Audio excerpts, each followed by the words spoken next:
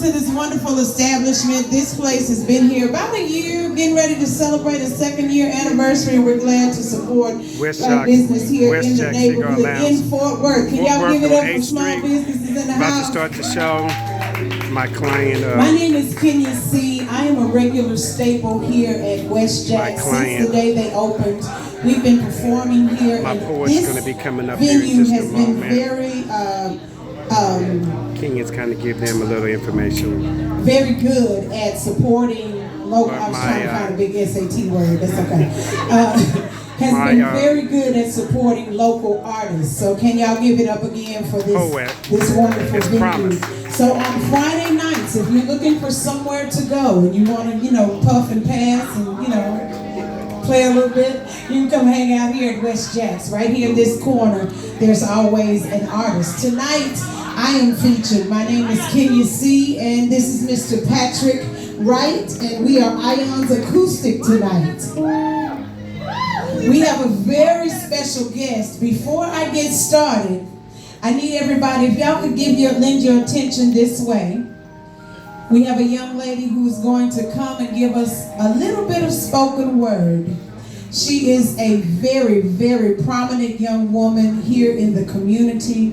She is 22 years old and currently working on her master's degree. What were you doing? Yeah. Can you say big ups for the sisters in the house? Yeah. So I want you guys to be real quiet if you don't mind. Real quiet if you don't mind. And just give her your ear just for a moment. Sit back and think of your best moment in time where you just felt real good. And all you heard was the beautiful voice of a black queen. Ladies and gentlemen, I present to you Promise.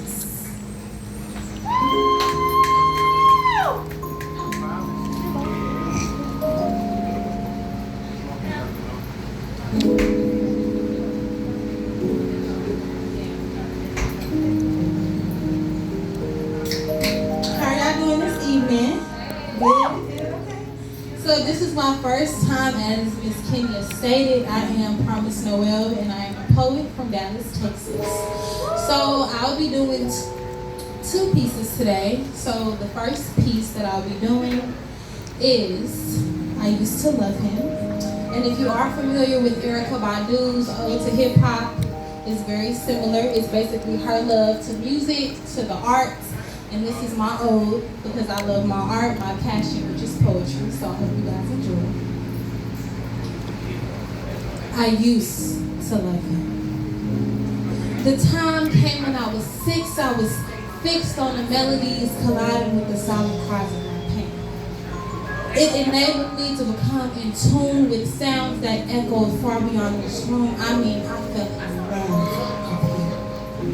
Your typical liking of a nice, young, brown-skinned brother. No need to check the sources to see if he was undercover, in disguise, as a guy with lackluster intentions.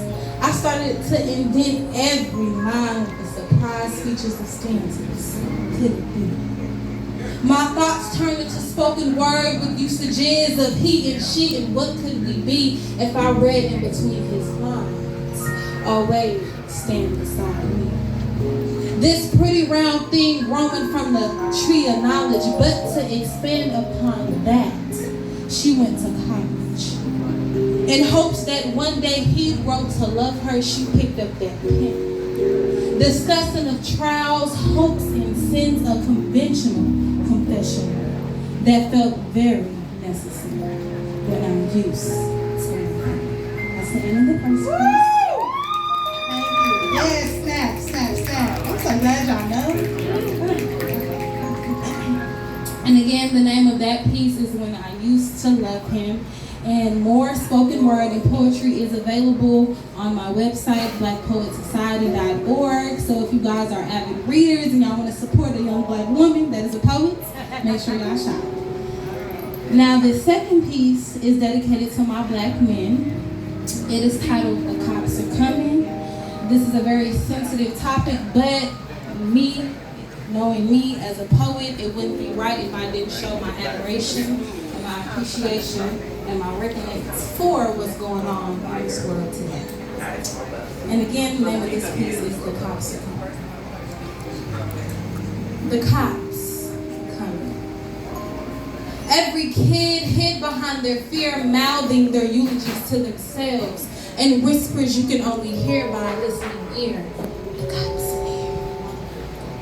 The rain begins to pour, and despite my begging, my screaming, my pleading, no one attempts to open the door. I then realized I'm faced with fate right around the corner. You see, I've lived a life of getting by, but getting by one speeding bullet to my brain is not a risk I'm willing to take. I see colors flashing all around me, I confess. My harboring guilt can no longer manifest inside of me. I raise my hands and I begin to pray to God for repentance. But the speeding bullet hits and strikes me like a master striking his slave with every inch of his might, except I am not a slave.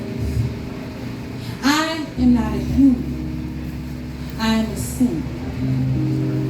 I helplessly fall to my knees and I place my hand over my heart as if I'm pledging allegiance. Pledging allegiance to my untimely death, my demise. As my breathing slows and the blood quickly fills my mouth, I glance at him. You see, he witnesses my very last breath. But you see, my death is a victory for him, a loss for my community, but most of all, the greatest challenge for me. Thank God.